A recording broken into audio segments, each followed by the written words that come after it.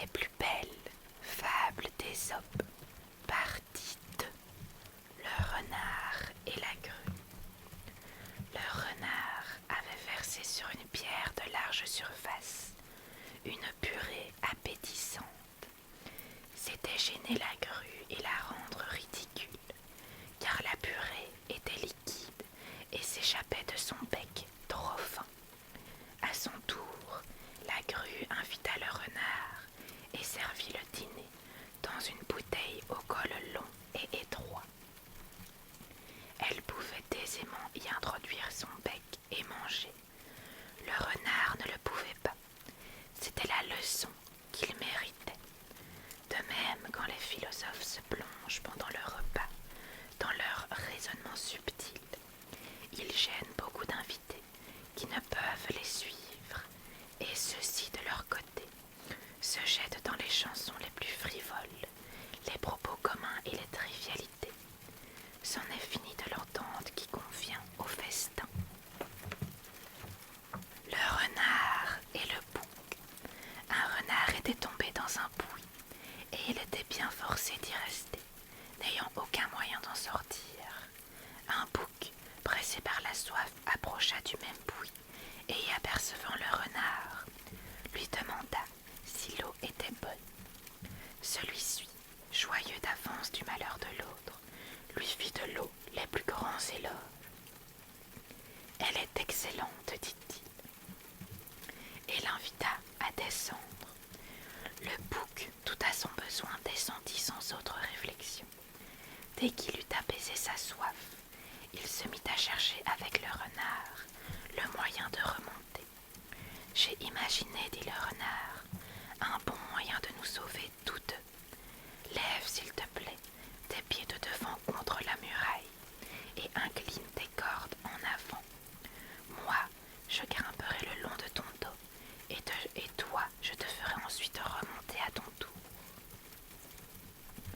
Le bouc se prêta volontiers pour la seconde fois à l'avis du renard. Celui-ci se servit des pattes de son compagnon comme une échelle, lui sauta sur le dos, du dos grimpa sur les cornes, arriva ensuite au bord du puits et s'éloigna.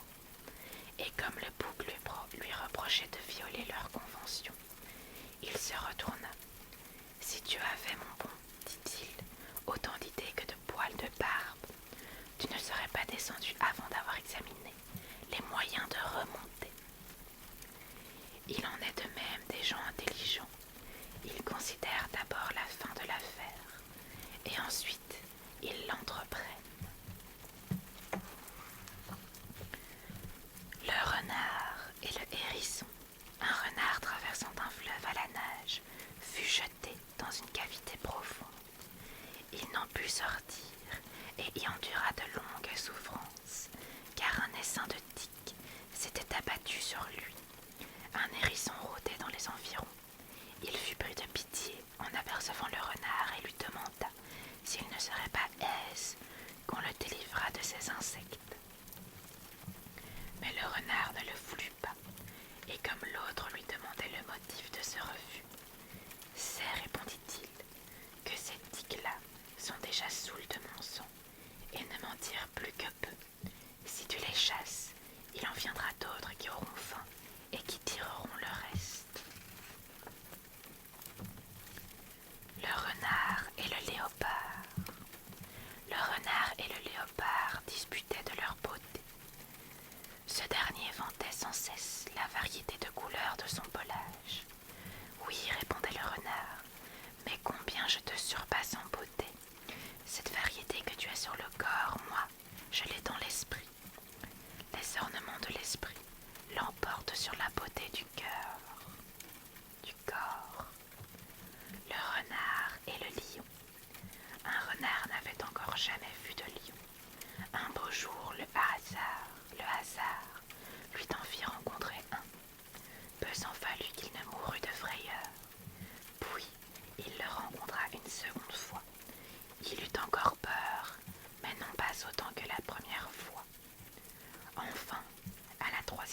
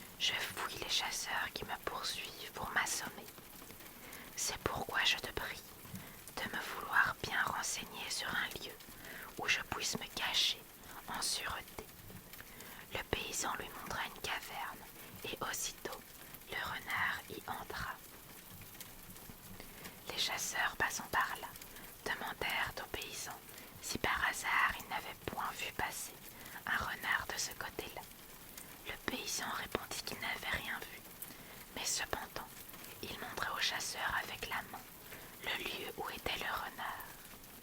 Les chasseurs, n'entendant point cette finesse, s'en allèrent.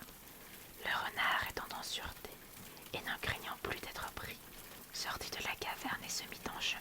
Le paysan, le voyant s'en aller, commença à se plaindre, disant qu'il était bien peu reconnaissant, puisqu'il s'en allait sans le remercier. Le renard, qui l'avait aperçu faire signe au chasseur, lui répliqua: « Je te remercierai, et ferai même quelque chose de plus, si tes mains avaient imité ta langue. Plusieurs font tout autre chose que ce qu'ils promettent. » Le renard et le paysan. 2. Un renard fut pris dans les filets d'un paysan, dont il avait étranglé plusieurs poules. Se voyant arrêté, il le pria avec soumission de ne le point faire mourir, l'assurant qu'en reconnaissance, il ne lui ferait jamais tort. Le paysan se moqua de ses promesses. « Si tu étais un animal fidèle, lui répondit-il, je te pardonnerais, mais étant un trompeur, je ne veux pas me fier à toi. Tu mourras malgré tes protestations. Il ne faut pas se fier aux trompeurs. Quand on peut les punir, il n'en faut jamais perdre l'occasion. » Le renard et le singe. Un renard et un singe, qui faisaient route ensemble, disputaient de la noblesse de leur origine. Chacun d'eux exposait abondamment ses prétentions quand ils arrivèrent en un lieu que le singe se mit à contempler en poussant des gémissements. Comme le renard lui en demandait la raison, le singe lui montra les tombeaux qui étaient là. « Voyons, dit-il, puis-je m'empêcher de pleurer en voyant les tombeaux de mes pères affranchis et esclaves ?» « Bon, répondit le renard, mais mens donc à ton aise. Aucun d'eux ne se lèvera pour te démentir. »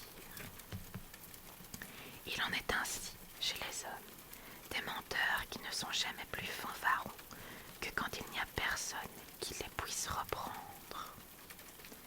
Le renard et les raisins. Un renard affamé, apercevant des grappes qui pendaient à d'une vigne, voulut s'en emparer et n'y arriva pas. Il s'éloigna alors et se parla à lui-même.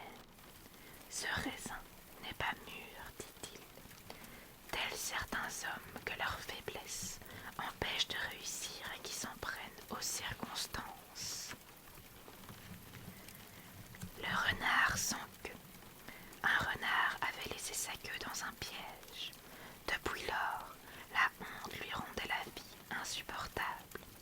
C'est pourquoi il résolut d'amener les autres renards à partager son sort. Ainsi, le malheur général dissimulerait sa propre infortune. Il les réunit tous et les encourageait à se couper la queue, affirmant non seulement que celle-ci était fort laide, mais encore que c'était un fardeau inutile dont les avait chargés la nature. « Eh l'ami, lui répliqua l'un des renards, si tu n'y trouvais pour toi un avantage, nous aurais-tu à nous donner ce conseil. Le mot s'adresse à ceux qui se font les conseillers du prochain non par bienveillance, mais par intérêt.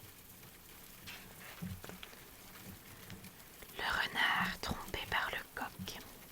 Un renard ayant tué plusieurs poules à un paysan tomba enfin dans les filets qui lui avaient été tendus. Étant piégé, il pria le coq de lui faire la grâce de lui apporter un couteau pour couper les cordes du filet.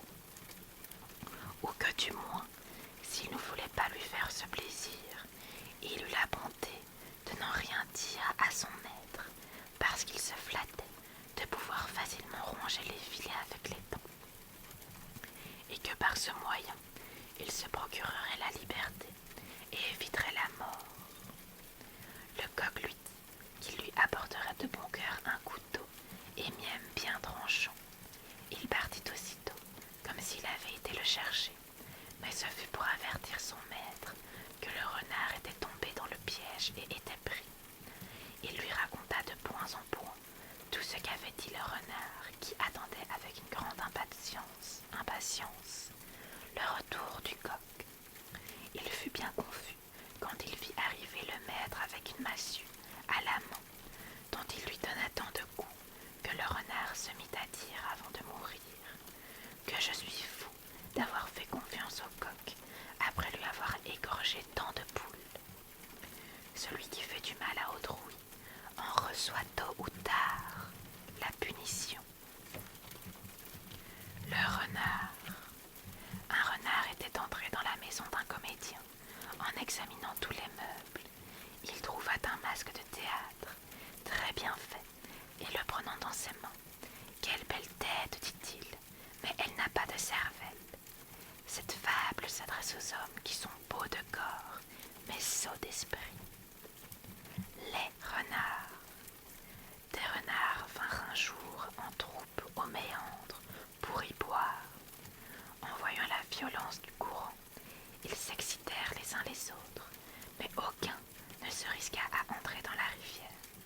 L'un d'eux cependant s'avança pour faire honte à ses compagnons, se moqua de leur poltronnerie, et voulant enfin donner l'exemple, du courage se jeta résolument à l'eau. Mais le courant l'entraîna au milieu du fleuve. « Ne nous laisse pas, lui criait du rivage le reste de la bande. Reviens et montre-nous par où il faut aller pour boire sans danger. » J'ai dit l'autre entraîné par les flots, une réponse à donner à 1000. C'est pour cela que j'y vais. Je veux l'apporter en revenant. Je vous instruirai. C'est l'histoire de ceux qui créent par fanfaronnade un danger pour eux-mêmes. Le rossignol et l'épervier. Un rossignol, perché sur le haut d'un chêne, chantait selon son habitude. Un épervier le vit. Comme il n'avait rien à manger, il fondit sur lui et le saisit. L'autre, sur le point de mourir, le supplia de le laisser aller, affirmant qu'il n'était pas assez gros pour remplir à lui seul le ventre d'un épervier. Il fallait, s'il avait faim, attaquer des oiseaux de plus grande taille. Je serais bien fou, répondit l'épervier, de lâcher une proie que je tiens toute prête dans mes serres pour en poursuivre une autre que je n'aperçois même pas. Bien fous aussi sont les hommes qui, dans l'espoir de trouver mieux, laissent échapper ce qu'ils ont entre les mains. Les voleurs et le coq. Les voleurs, ayant pénétré dans une maison, n'y trouvèrent qu'un coq et l'emportèrent. Le coq, voyant qu'ils allaient le tuer, les supplia de le relâcher, car, disait-il, je suis utile aux hommes, c'est moi qui la nuit les rappelle au travail en les réveillant. Raison de plus pour te tuer, répliquèrent les voleurs, car en les réveillant, tu nous empêches de voler. C'est précisément ce qu'on fait de bien aux braves gens, qui est le plus grand obstacle au sombre projet des méchants. Le chameau. La première fois que les hommes virent le chameau, ils en eurent peur et s'enfuirent à la vue d'une si grande bête. Mais ayant remarqué dans la fuite qu'il était doux et docile, ils s'en approchèrent et, reconnaissant qu'il était sans aucune fureur, ils commencèrent à le mépriser de telle manière qu'ils lui mirent un frein et le donnèrent à conduire à des enfants. Tel paraît d'abord terrible et cruel, qu'on reconnaît ensuite être doux et facile. Le chasseur poltron et le bûcheron. Un chasseur cherchait la piste d'un lion. Il demanda à un bûcheron s'il avait eu des traces de lion et s'il savait où la bête avait son gîte. « Je vais te montrer le lion lui-même, répondit le bûcheron, alors pâle d'épouvante et claquant des dents. Ce n'est pas le lion lui-même que je cherche, reprit l'autre. Ce n'est que sa piste. Cette fable s'adresse au valeureux poltron, dont le courage n'est qu'en parole et jamais aux actions.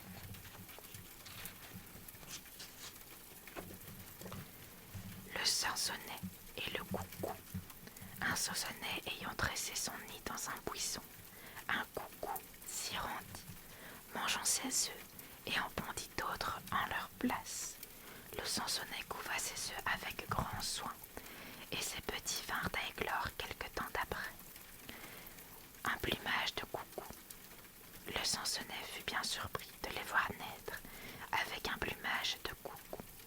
Mais comme les parents se flattent aisément, il dit « Cela changera à la mue. » Le voilà donc à apprendre sans cesse à ces petites sortes de chansons.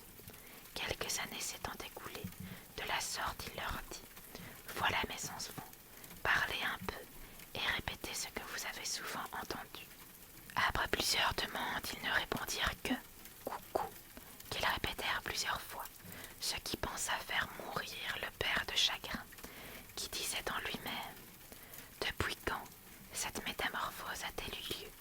Comment des œufs de coucou sont-ils arrivés dans mon nid? Tout oiseau autrefois faisait naître son semblable. Pourquoi moi, sansonnet, fais-je naître des coucous? Pourquoi couver des œufs qui ne sont pas à moi? Pourquoi? » Il eut encore continué son murmure, si par hasard un Milan, passant par là, ne lui eût dit « Eh mon ami, de quoi te tourmentes-tu? Ton mal est devenu si commun parmi tous les animaux que je n'en connais point qui ne puisse s'attendre à pareille aventure. Bien souvent, sans prendre garde, l'on s'approprie des biens qui ne sont pas à soi. » Les deux coqs et l'aigle, deux jeunes coqs se battaient avec autant d'ardeur que s'ils avaient été des hommes. À la fin, le vaincu se traîna tout couvert de blessures dans un coin du poulailler. Le vainqueur alla se percher sur le toit de la maison, battant des ailes, chantant victoire. À ce moment, un aigle qui passait le saisit dans ses serres et l'emporta. Alors son rival vaincu sortit de sa cachette et prit possession du tas de fumier pour lequel ils avaient combattu. Le coq et la perle. Un coq grattait la paille dans une basse-cour en quête de nourriture pour les poules, quand il trouva une perle qui se trouva là par hasard. « Oh, dit-il, tu es fort belle sans doute aux yeux de ceux qui t'apprécient, mais moi, je préfère un grain d'orge à toutes les perles de l'univers. » Le corbeau et le cygne. Ayant vu le cygne, le corbeau fut jaloux de sa couleur. S'imaginant qu'elle était due aux eaux dans lesquelles il se baignait, le corbeau abandonna les eaux d'elle et passa tout son temps sur les fleuves et sur les lacs. Mais il eut beau se frotter, il ne changeait pas de couleur, et d'autre part, la faim le fit périr. On ne change pas de nature parce qu'on change de régime. Le corbeau et le renard. Un corbeau ayant dérobé un morceau de fromage alla se placer sur un arbre. Un renard qui l'avait vu, désirant s'emparer du morceau, se dressa sur ses pattes et lui fit compliment sur sa taille et sur sa beauté. Plus que tout autre, ajouta-t-il, le corbeau méritait d'être roi des oiseaux, ce qui arriverait sûrement s'il avait de la voix. Pressé de montrer qu'il n'en manquait pas, le corbeau lâcha le fromage et se mit à pousser de grands cris. L'autre ne fit qu'un bond et s'empara du fromage. « Corbeau, dit-il, tu as tout, il ne te manque que l'intelligence. Il y a des hommes sots, que cette fable leur serve de leçon. » L'âne et la peau du lion. Un âne s'était affublé d'une peau de lion, et on le prenait partout pour ce fauve.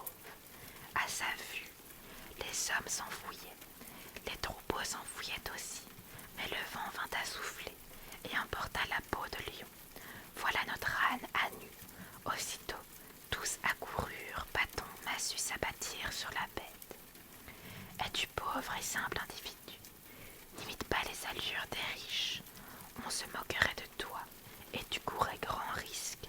Ce qui n'est pas naturel ne nous va jamais bien.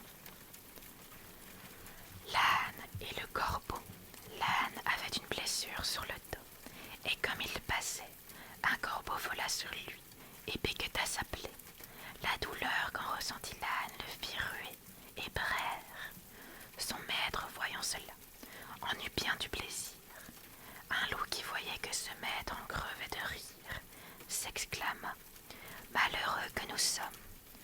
Nous, a-t-on aperçu qu'aussitôt on crie après nous, et l'on nous poursuit vivement, alors que l'on accueille avec des rires ce corbeau qui maltraite l'âne. C'est à leur apparence et à première vue que l'on juge les malfaiteurs. L'âne et le jardinier. Un âne était au service d'un jardinier. Il mangeait peu et on le battait fort. Il pria Zeus de les délivrer du jardinier et de lui donner un autre maître. Zeus chargea Hermès de le vendre à un potier.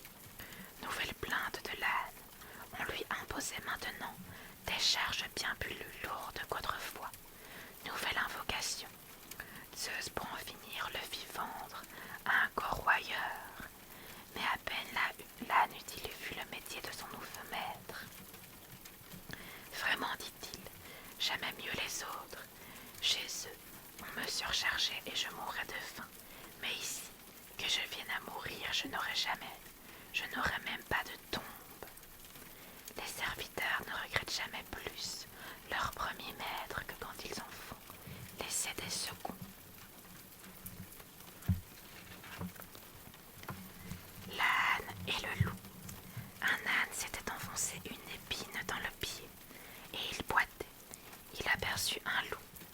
Ah, loup, lui dit-il, quelle souffrance! Tu vois, j'en meurs. D'ailleurs, j'aime encore mieux te servir de dîner à toi qu'au vautour et au corbeau. Je ne te demande qu'une seule grâce.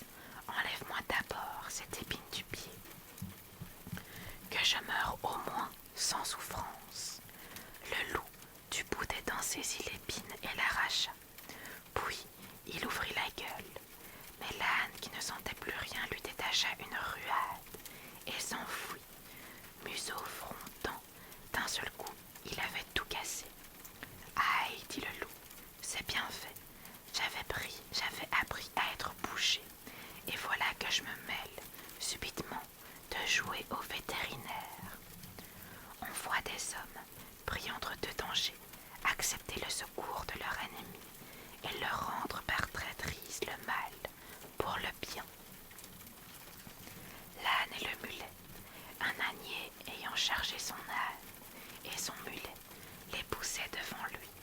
Tant qu'on fut en plaine, l'âne tint bon sous le fardeau, mais on arriva à une descente escarpée, et l'âne, incapable d'une plus longue résistance, supplia le mulet de prendre une partie de sa charge afin de pouvoir lui-même porter le reste jusqu'au bout.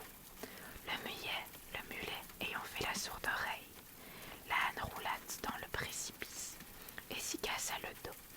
Fort contrarié, l'ânier non seulement surchargea le mulet de la charge de l'âne, mais mit encore par-dessus l'âne lui-même. Accablé bientôt sous ce poids excessif, le mulet se dit: c'est bien fait.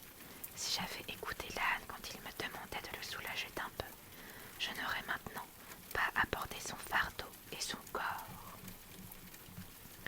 Tel est le sort de certains prêteurs assoiffés d'argent. Pour avoir refusé d'aider un peu leur emprunteur, ils perdent souvent leur fortune elle-même.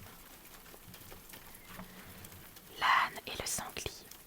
L'âne prenait plaisir à ridiculiser le sanglier, et alors qu'il pensait l'avoir poussé à la colère, sa réponse lui prouva le contraire, car il lui dit: tu n'es qu'un misérable qui mérite à la vérité d'être puni sévèrement, mais ce ne sera pas par moi. Tu peux donc te moquer tout à ton aise, car je méprise si fort ta lâcheté et ta poltronnerie que je t'ai laissé dire et faire tout ce qu'il t'a plu. Ainsi, va-t'en sans craindre ma vengeance. Le mépris est la plus cruelle vengeance qu'on puisse prendre d'un sot et d'un malheureux. L'âne et le vieux paysan. Quand un gouvernement change, il n'y a souvent que le maître qui change pour les pauvres.